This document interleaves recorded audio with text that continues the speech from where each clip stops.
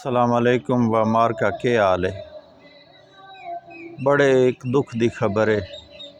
बड़ा प्यारा संगी है शराफत बलोच ते पाकिस्तान लेवल दा सिंगर है सरायकी दा ते निक्का बिरा अनवार बलोच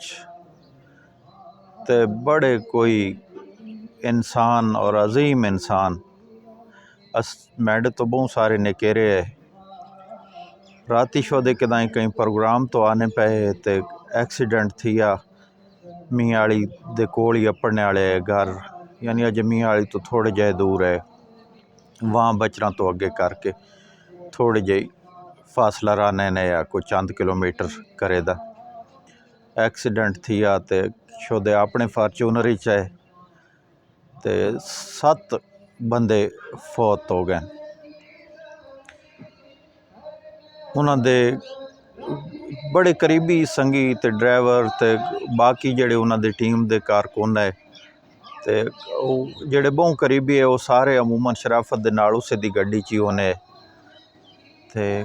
होर गड्डी उन्होंने नाल प्रोग्राम वास्ते होर भी होनी है कोई एक नहीं होनी। बस किस्मत दी गल भाई दोवें शोदे बिरा होर बड़े कीमती बंदे उन्होंने सारे दे सारे फौत थी गए। शोदे निक्के निक्के है जे प्यो मर गए ने प्यो भी बड़ा नामी सिंगर है गुलकार है बड़ा पर वो जमाना हो रहा तो हुण बड़ी बहार आई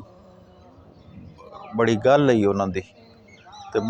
बड़ा दुख थिया। सवेले सवेले ये खबर आई तो मैं हुण लगा मैं ना हुण मियाँ वाली उन्होंने जनाजे ते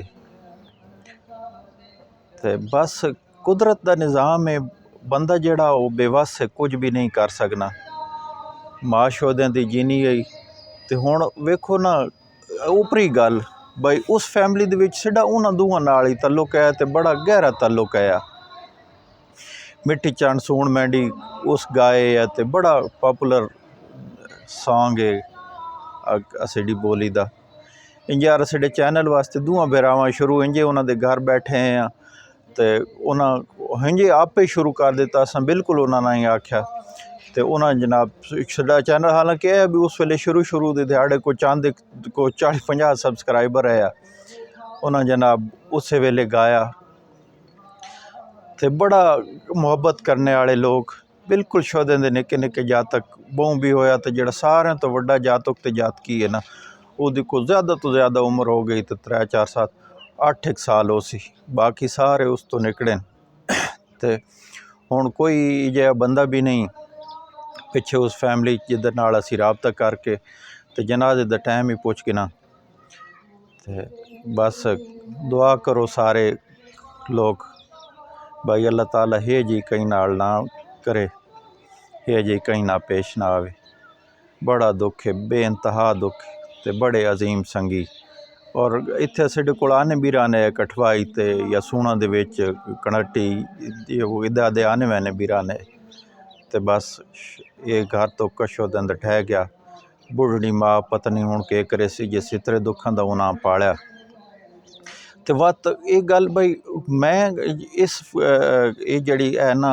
शायरां दी या ये जड़ी फील्ड है अपना गुलकारां दी या फनकारां दी इस दे विच रस खुल अकीदा लोग नहीं वेखे इतने पक्के नमाजी ते इतने रस खुल अकीदा भाई क्या बात है। बंदा हैरान होना है उन्हां दा दीनी मुतालिया वेख के ते उन्हां दे जेड़े अकायद दी दुरुस्ती उसां वेख के तो बस हुण तो यह यादां ही रह वैसन। दुआ करो सारे अल्लाह पाक उन्हां दी अगली मंजिल आसान करे वात इंशाअल्लाह राय ते या उन्हां दे जनाजे ते वात तो साडे नाल 2 वारी कोशिश करे असां गल करने दी।